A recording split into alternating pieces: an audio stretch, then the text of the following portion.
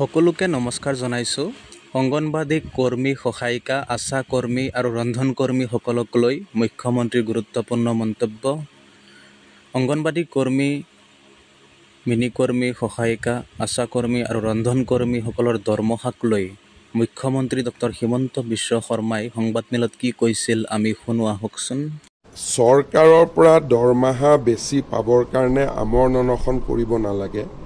চৰকাৰৰ হাতত টকা থাকিলেতো আমি দিয়েই দিওঁ, কিন্তু অংগনবাদীৰো দৰমহা বঢ়াব লাগিব, আশাৰো দৰমহা বঢ়াব লাগিব, আপোনাৰ মিড ডে মিলৰো দৰমহা বঢ়াব লাগিব।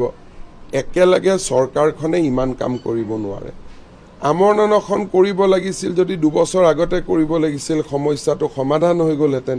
ইলেকশ্যনৰ আগত এইবিলাক কৰাৰ প্ৰয়োজন কি আছে?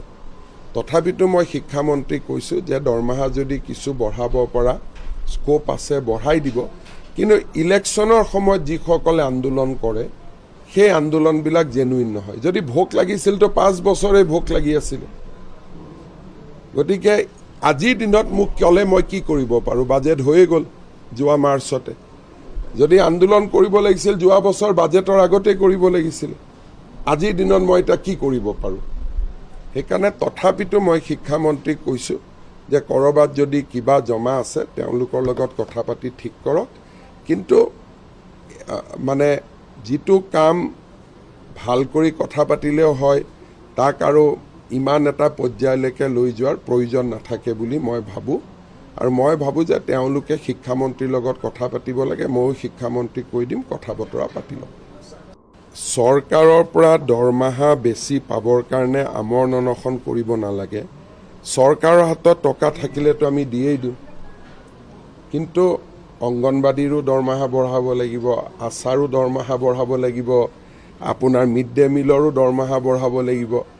একেলগে চৰকাৰখনে ইমান কাম কৰিব নোৱাৰে। আমৰ অনশন কৰিব লাগিছিল যদি 2 বছৰ আগতে কৰিব লাগিছিল, সমস্যাটো সমাধান হৈ গ'লহেঁতেন। ইলেকশ্যনৰ আগত এইবিলাক কৰাৰ প্ৰয়োজন কি আছে?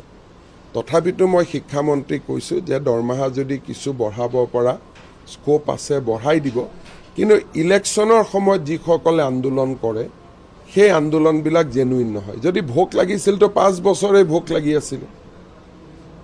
গতিকে আজিৰ দিনত মোক ক'লে মই কি কৰিব পাৰোঁ? বাজেট হৈয়ে গ'ল যোৱা মাৰ্চতে। যদি আন্দোলন কৰিব লাগিছিল যোৱা বছৰ বাজেটৰ আগতে কৰিব লাগিছিল। আজিৰ দিনত মই এতিয়া কি কৰিব পাৰোঁ? সেইকাৰণে তথাপিতো মই শিক্ষামন্ত্ৰীক কৈছোঁ যে ক'ৰবাত যদি কিবা জমা আছে তেওঁলোকৰ লগত কথা পাতি ঠিক কৰক, কিন্তু মানে যিটো কাম ভাল কৰি কথা পাতিলেও হয় তাক আৰু ইমান এটা পৰ্যায়লৈকে লৈ যোৱাৰ প্ৰয়োজন নাথাকে বুলি মই ভাবোঁ।